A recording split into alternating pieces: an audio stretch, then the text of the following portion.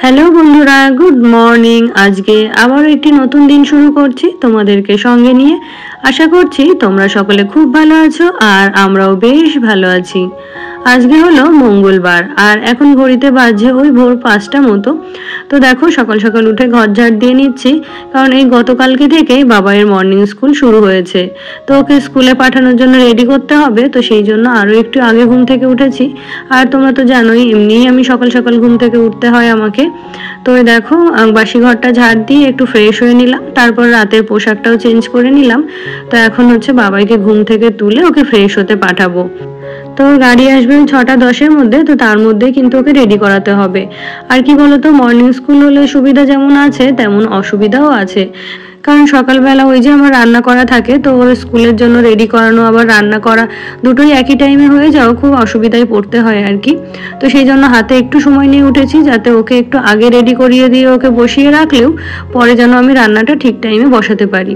তো এই যে কিছু কেক ওখানে কৌটোর মধ্যে রাখলাম, কারণ কি বলতো, যেহেতু এই যে অনেক সকালে ঘুম থেকে উঠি, তো ইনস্ট্যান্ট খাওয়ার কিছু থাকলে আর কি খুব ভালো হয়। তো সেই জন্য ওই কেকগুলো আনা হয়েছে, যে খেয়ে একটু জল খেয়ে নেওয়া যাবে। তো তারপরে বাবাইকে দেখো একটু ছাতু করে দিলাম, আর এখানে ওর টিফিনটাও রেডি করছি। তো সকালে ও সলিড খাবার কিছুই খেতে পারে না, তো সেই জন্য ছাতুটা একটু ঘন করে গুলে দিয়েছি, ওটাই খেয়ে নিয়েছে। আর ওই যে একটু ম্যাগি করে দিলাম। আর ওর যেহেতু ক্লাস শেষ হয় 11টা 10-এ, তো 11:30 বাজতে বাজতে ও বাড়িতে পৌঁছে যায়। তো বাড়ি ফেরার পরে ওকে আর কি স্নান করিয়ে আবার ভাতটা খাইয়ে দিই। তো সেই জন্য সকালে যদি খুব বেশি খাবার নাও খায় তাও একটা অসুবিধা হয় না। আর যেহেতু ছাতুটা খুব ভারী হয়, তো সেই জন্য ওটা একটু ঘন করে দিলে অনেকক্ষণ পেটে থাকে। তো দেখো আমি এদিকে রান্না বসাবো, তাই মাই ওকে দিতে গেল। না হলে ওই যে গাড়ি যদি একটু লেট করে ফেলে তাহলে কিন্তু এদিকে আমার রান্না করতে আবার দেরি হয়ে যাবে। তো এদিকে মা ওকে দিতে গেছে, আর এদিকে আমি দেখো রান্নার জন্য চালটাও নিয়ে নিলাম। তো চলো এবারে তাড়াতাড়ি করে রান্নাটা শুরু করি। তো চলো এবারে চালটা ধুয়ে তাড়াতাড়ি করে ভাতটা বসিয়ে দিই, কারণ ভাতটা হতে একটু বেশি সময় লাগে। তো যতক্ষণে ভাত হয় ততক্ষণে কিন্তু আমার অন্যান্য তরকারিগুলো রান্না হয়ে যায়। তো আজকে রান্না হবে একটু এঁচোড়ের তরকারি, আর এখানে যে একটু কাতলা মাছ রয়েছে, ওটাই আর কি আলু কাঁচকলা দিয়ে রান্না করা হবে। তো এই যে রান্নাটা একটু তাড়াতাড়ি করব, তো সেই জন্য এঁচোড়টাকে প্রেসার কুকারে বসিয়ে দিলাম। আর ওই যে মা কিন্তু বারবারই বলছিল, যেহেতু এঁচোড়টা করতে একটু টাইম লাগে, তো তুমি সময়ের মধ্যে পারবে তো? তাই আমি বললাম যে হ্যাঁ, ঠিক সময়ের মধ্যে রান্না করে নিতে পারবো। তো এদিকে এঁচোড়টাকে সেদ্ধ বসিয়ে দিয়েছিলাম, আর ওইদিকে এঁচোড়ের জন্য একটু মশলাও করে নিলাম।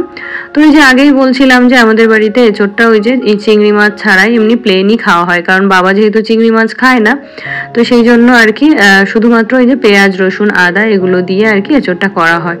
তো ফার্স্টেই দেখো মশলাটা কষে নেব, আর এঁচোড়টাকে ওই যে নুন আর হলুদ দিয়ে আমি সেদ্ধ করে নিয়েছি।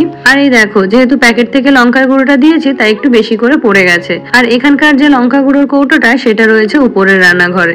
তো বেশ কয়েকদিন ধরে ভাবছি আনবো, তো কিছুতেই সেটা মনে থাকছে না, তাই আর কি প্যাকেট থেকে লঙ্কা দিচ্ছি। আর এদিকে দেখো একটু দানা হয়ে গেছে এঁচোড়গুলোতে, আর এই এঁচোড়ের দানাগুলো খেতে না ভীষণ ভালো লাগে। তো তারপরে দেখো এঁচোড়টা প্রায় শেষের দিকে, আর এখন একটু গরম মশলা চিনি দিয়ে এটাকে নামিয়ে নেব। তো আরও একটু ঝোল রাখলে ভালো হতো, কারণ আমাদের বাড়িতে সবাই একটু ঝোলঝোলই এঁচোড়টা খায়। তো এই যে একটু শুকনো হয়ে গেছে, তো এটাতেই নামিয়ে নিলাম আর কি, যেহেতু হাতে সময় নেই। আর এদিকে দেখো ভাতটাও হয়ে গেছে, তো ভাতটা এখন ফ্যান ঝরাতে দিয়ে দেবো। আর এদিকে মাছের ঝোলটাও করে নেব, কারণ হাজব্যান্ড এখনো নিচে আসেনি। তো নিচে এলে আবার রান্নাটা সরিয়ে দিয়ে আর কি রুটিগুলো আগে করে নিতে হবে, তারপর আর কি মাছের ঝোলটা করতে হবে। তো এদিকে দেখো মাছগুলো ভাজতে বসিয়ে দিয়ে এখানে রুটিগুলোও বেলে নিচ্ছি। আর তোমরা তো দেখতেই পাও আমি কিন্তু রুটিগুলো অনেকটা বড় বড় করে তৈরি করি।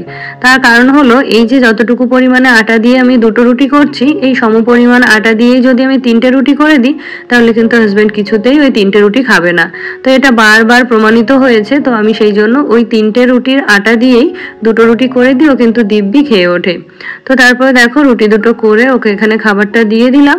তো সঙ্গে দিয়েছি এঁচোড়, মিষ্টি, আর এই যে 2টো কলাও দিয়ে দিলাম। তো এগুলো দিয়ে খাবারটা খেয়ে নেবে। আর এদিকে দেখো মাছের ঝোলটাও বসিয়ে দিয়েছি। আর ওদিকে ওর খাওয়া হতে হতে এখানে আমি মাছের ঝোলটা রেডি করে নেব, কারণ ও খাওয়া শেষ হলেই আর কি বেরিয়ে যাবে। তো তার মধ্যে আর কি মাছের ঝোলটা আমাকে রেডি করতে হবে। আর জানো তো, যেহেতু কাঁচকলার তরকারি, তাই রান্নার পরে কিন্তু রংটা একটু কালো কালো হয়। তো সেই কারণে হলুদটা যদি একটু বেশি করে দেওয়া যায়, আর সঙ্গে যদি একটু লঙ্কার গুঁড়ো দেওয়া যায়, তাহলে কিন্তু কালারটা খুব ভালো আসে। তো এদিকে দেখো মাছগুলোও দিয়ে দিলাম, আর এদিকে লাঞ্চ বক্সটাও প্যাক করে দিচ্ছি। আর এই দেখো যতটুকু এঁচড় দিয়েছি জানি না সব খাবে নাকি নষ্ট করবে। আর এই দেখো এই যে একটা মাত্র কাঁচকলা দিয়েছি, এটাও জানো তো ফিরে আসতে পারে।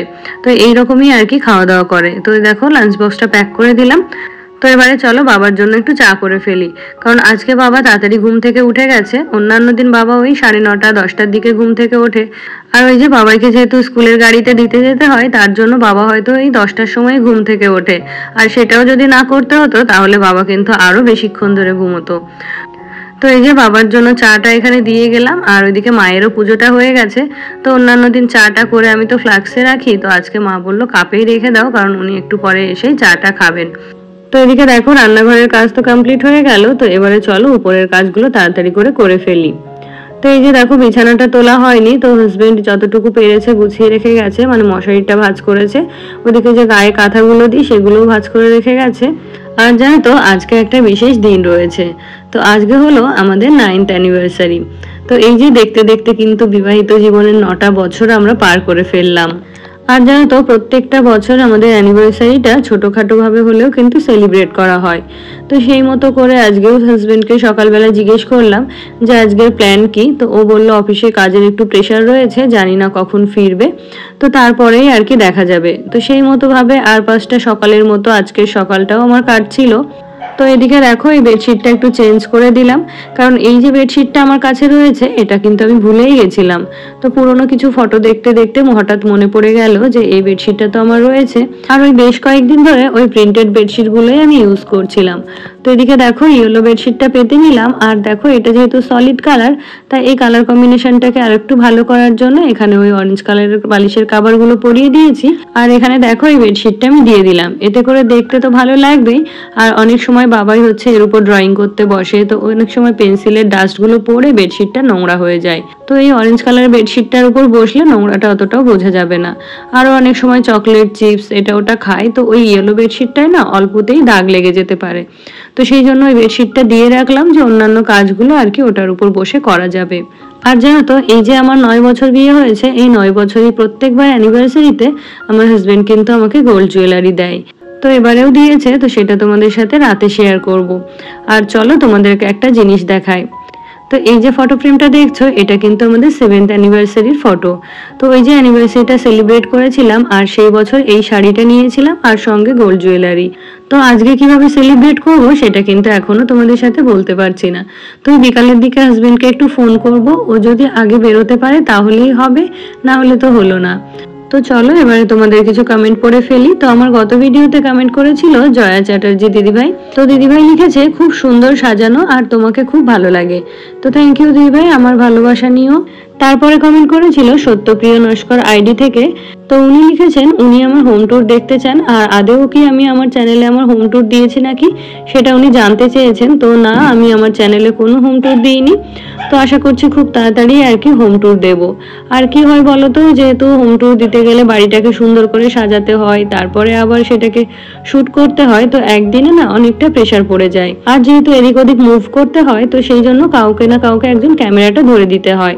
আর ওই যে রইলো ছুটির দিন, তো ছুটির দিন আমার এতটাই তাড়াহুড়ো থাকে বা ব্যস্ততার মধ্যে দিয়ে কাটে, তো কিছুতেই আর সেই সময়টা করে উঠতে পারছি না। তারপরে আমার গত ভিডিওতে আরো কমেন্ট করেছিল সাথী ঘোষ দিদিভাই। তো দিদিভাই লিখেছে আমার ব্যালকনিটা একটু ঘুরে দেখতে চাই। তো কি বলতো, আমার ব্যালকনিতে সেরকম কিছুই নেই, একেবারেই সাদামাটা। তো নেক্সট ভিডিওতে অবশ্যই তোমাকে দেখিয়ে দেবো। তো তারপরে দেখো এদিকে ঘরের কাজ কমপ্লিট করে স্নান সেরে চলে এলাম, আর এখন ওই যে পুজোটা করে নেব। আর জানো তো বাবার সকালে স্কুল হওয়াতে একটা সুবিধা হয়েছে, ওদিকে আমার রান্নাটা তো তাড়াতাড়ি হয়ে যায়, আবার ওদিকে বাবাইয়েরও স্কুলটা শেষ হয়ে যায়। তো আমি চেষ্টা করি ও যেহেতু 11টার মধ্যে ফেরে, তো 11টার মধ্যেই আর কি সমস্ত কাজ কমপ্লিট করে নিয়ে ফ্রি হয়ে যেতে, যাতে করে ও এলে পুরোটা সময় আর কি ওকে দিতে পারি। আমার গত ভিডিওতে আরো কমেন্ট করেছিল শ্রীপর্ণা বোন। তো বোন লিখেছে হাই দিদি, আমি শ্রীপর্ণা, আমার নামটা নিও তোমার ভিডিওতে, আর তোমার ভিডিও আমার খুব ভালো লাগে। তো থ্যাংক ইউ বোন, আমার ভালোবাসা নিও। আর এই দেখো তোমার নামটা আমি নিয়ে ফেললাম। Hello everyone, good evening. তো এখন ঘড়িতে বাজে 9:45 মতো, আর হাজব্যান্ড এইমাত্রই বাড়িতে ফিরলো। তো তোমাদের তো আগেই বলেছি আজকে ছিল আমাদের অ্যানিভার্সারি। তো অন্যান্যবার আমরা অ্যানিভার্সারিটা কিভাবে সেলিব্রেট করি, তো বাড়িতে কেক কাটা হয় আর রেস্টুরেন্টে গিয়ে আমরা খাওয়া দাওয়া করি। আর বাবা মা যেহেতু রেস্টুরেন্টে যায় না, তো সেই জন্য বাবা মার জন্য খাবারটা নিয়ে আসা হয়। তো এবার যেহেতু হাজব্যান্ড লেট করে ফেলেছে বাড়ি ফিরতে, আর আমরা রেস্টুরেন্ট থেকে খাওয়া দাওয়া করে এলেও, বাবা মার জন্য খাবার নিয়ে এলেও বাবা মা হচ্ছে বাড়িতে একা একা খাবার খায়। তো সেই জন্য এবার ভাবলাম কি রেস্টুরেন্টে না গিয়ে খাবারটা সবাই মিলে বাড়িতেই খাই। আর ওই একটা কেকও অর্ডার করা হয়েছে। তো আগে খাওয়া দাওয়া করে তারপরে হচ্ছে কেকটা কাটা হবে। আর প্রত্যেকবারের মতো এবারেও তো হাজবেন্ড আমার জন্য স্পেশাল একটা গিফট রেখেছে, তো সবটাই তোমাদের সাথে শেয়ার করব। তো চলো আগে খাওয়া দাওয়াটা করে আসি, তারপরে আবার দেখা হচ্ছে। তো তারপরে দেখো এখন রান্নাঘরে চলে এলাম। তো খাওয়া দাওয়াটা আগে করে নেব, কারণ কি বলতো এখন এমন একটা টাইম হাজবেন্ডকে যদি অন্য কিছু টিফিন করতে দিই তাহলে ডিনারটা ঠিক করে করতে পারবে না। আর ওই যে বললাম কেকটা কাটা হবে, তো এই ডিনার করার আগে যদি ওরকম সাজগোজ করে রেডি হয়ে কেকটা কাটতে যায় তাহলে মনের মধ্যে একটা তাড়াহুড়ো কাজ করবে যে ওই যে ডিনারটা তো এখনো কমপ্লিট করা হয়নি, নিচে গিয়ে সবার সাথে খাওয়া দাওয়া করতে হবে, রান্নাঘরের কাজগুলো সারতে হবে। তো সেই জন্যই ভাবলাম কি আগে রান্নাঘরের কাজটা কমপ্লিট করি, তারপরে ফ্রি হয়ে অনেকটা সময় নিয়ে রেডি হয়ে ফটোগুলো শুট করা যাবে। তো তারপর এদিকে দেখো আজকে যেহেতু একটা স্পেশাল দিন, তো খাবারটা একটু অন্যরকম ভাবে সার্ভ করছি।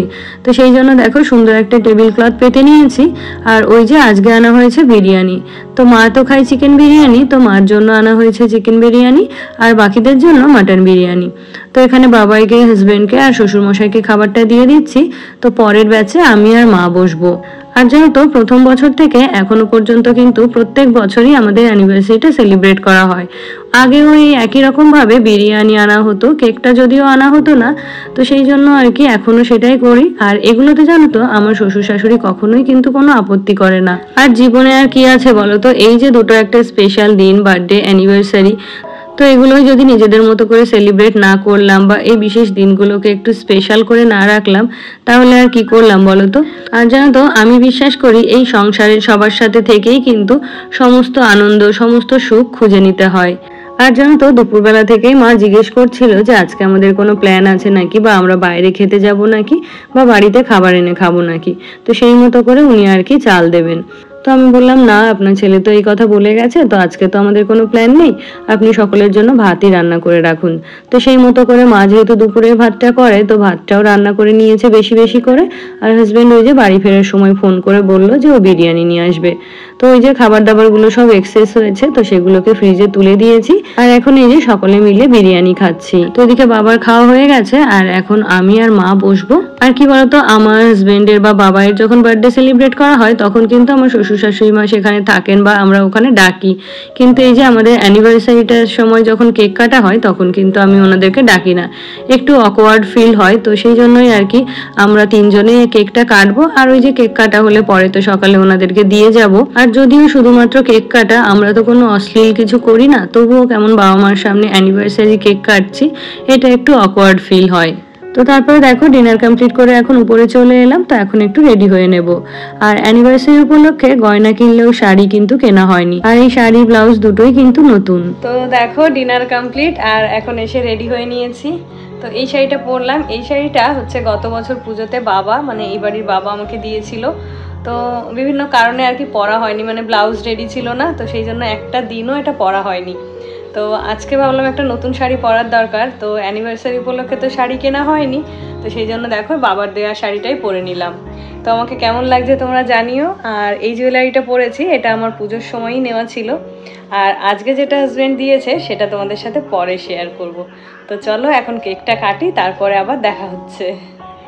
তো দেখো খুবই ছোট একটা কেক অর্ডার করা হয়েছে, কারণ একমাত্র বাবাই ছাড়া আমরা কিন্তু কেউ কেক অতটা পছন্দ করি না, তো ওই বাবাই খাবে। তো সেই জন্য ছোট্ট একটা কেক অর্ডার করা হয়েছে। তো এখানে কেকটা আমি রেডি করে নিচ্ছি। আর প্রত্যেকবারের মতো এবারেও কিন্তু গিফটে আমি গোল্ড জুয়েলারি নিয়েছি। আর কি বলতো সোনার দাম যে হারে বাড়ছে, তো এখন যদি কিছু গয়না করে রাখা যায় তাহলে কিন্তু পরে সেটা লাভই হয়। আর জানো তো হাজবেন্ডের কাছে আমি যখনই যেটা চেয়েছি তখনই কিন্তু সেটা দিয়েছে। ওর মুখ থেকে আমি এখনো পর্যন্ত না, এখন নয়, আজকে নয়, পরে বা অন্য সময়, এই কথাগুলো কখনোই কিন্তু শুনিনি। আর জানো তো একটা কথা আমি সবসময়ই বলবো, যে আমি যেরকমই হই না কেন আমার হাজবেন্ড কিন্তু সেই শুরু থেকে এখনো পর্যন্ত আমাকে ভীষণ রেসপেক্ট করে। আর ওই যে গায়ে হাত তোলা তো দূরের কথা, একটা কটু কথা পর্যন্ত এত বছরে আমার হাজবেন্ডের মুখ থেকে বের হয়নি। তো তারপর দেখো এখানে কেকটা কাটা হয়ে গেল। আর আমরা যেহেতু সবে সবে ডিনার করেছি তার জন্য কিন্তু কেকটা একেবারেই খেতে ইচ্ছে হচ্ছিল না। তো চলো এবারে কি গিফট দিল তোমাদেরকে একটু দেখিয়ে দিই। আর জানো তো জুলাইতে যেহেতু আমার বার্থডে ছিল, তো তখনও কিন্তু হাজবেন্ড আমাকে একটা গোল্ড জুয়েলারি দিয়েছিল। তারপরে পুজোর সময় পার্লে দুটো নেকলেস দিয়েছে, আবারও কিন্তু এই যে অ্যানিভার্সারিতে আর একটা গোল্ড জুয়েলারি দিল। আর ওই যে এখন যে হারে গোল্ডের দাম বাড়ছে, তো এখন যদি আমরা একটু হলেও সোনা কিনে রাখি তাহলে কিন্তু সেটা পরে গিয়ে অনেকটা লাভজনক হয়। তো আমাদের কেক কাটা ডান, আর এখন ঘড়িতে বাজছে 11:30 মতো। তো দেখো এই জুয়েলারিটা আজকে আমার হাজব্যান্ড আমাকে গিফট করেছে। তো প্রত্যেক বছর একটা বড় অ্যামাউন্টের জুয়েলারি ও আমাকে দিয়ে থাকে অ্যানিভার্সারিতে। তো আজকের মতো এখানেই শেষ করছি, দেখা হচ্ছে নেক্সট ব্লগে। তোমরা সকলে ভালো থেকো, সুস্থ থেকো, টাটা।